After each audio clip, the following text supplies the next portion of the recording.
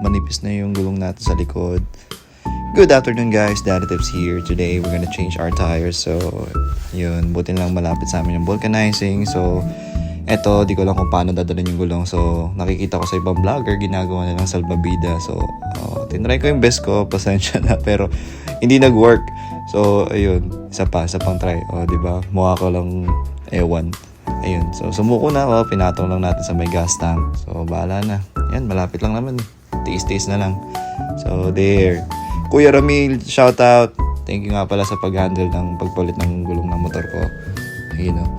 Inumpisa na pagtanggal ng muffler, the rest. Then, yan. Yung likod lang talaga ang target kong mapalitan. So, buti nagkataon, naka-order ako ng by pair para sa PCX natin. So, in good deal naman din sa Orange app. But maglalagay ako sa yellow basket natin para sa mga gustong bumili. 14 and 13. 14 yung unahan ko and 13 sa likod. So, eto, tinatanggal na ni Kuya Ramil yung gulong. Ayan, medyo manipis na. Sabi ng iba, pwede pa. Yung gilid, pwede kasi hindi naman ako bumabanking. Ganun. Nang sagad. Ayan. Buti na lang may tools dito. May equipment sila. So, medyo kahit paano naalagaan yung mugs ko. Ayan, bubuksan na natin yung likod. Ang pagkakalala ko dito, 130 by 70 by 13 ang likod.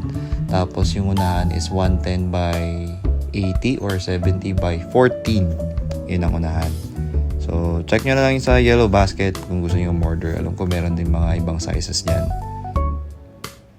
Nag-stock size lang muna ako kasi meron akong mudguard or tapaludo ba tawag doon sa akin.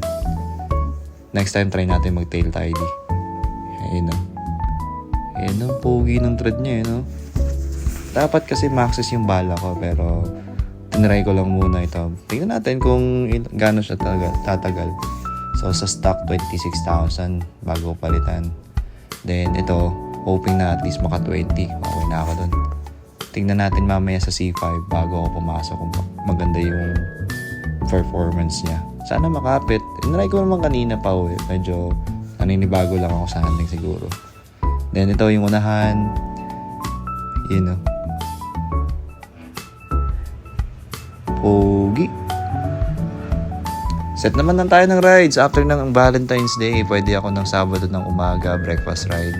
Tapos, Linggo ng gabi, tambike, short ride lang kasi may hatid ako ng Lunes ng umaga eh. Ayan. Para makita ko naman kayo. Message lang kayo dito sa TikTok or sa Facebook para makapag-reply ako kaagad. So, ayun lang. Takits guys. Thank you for watching. Again, Daddy Tips here. Ingat sa lahat. Ride safe.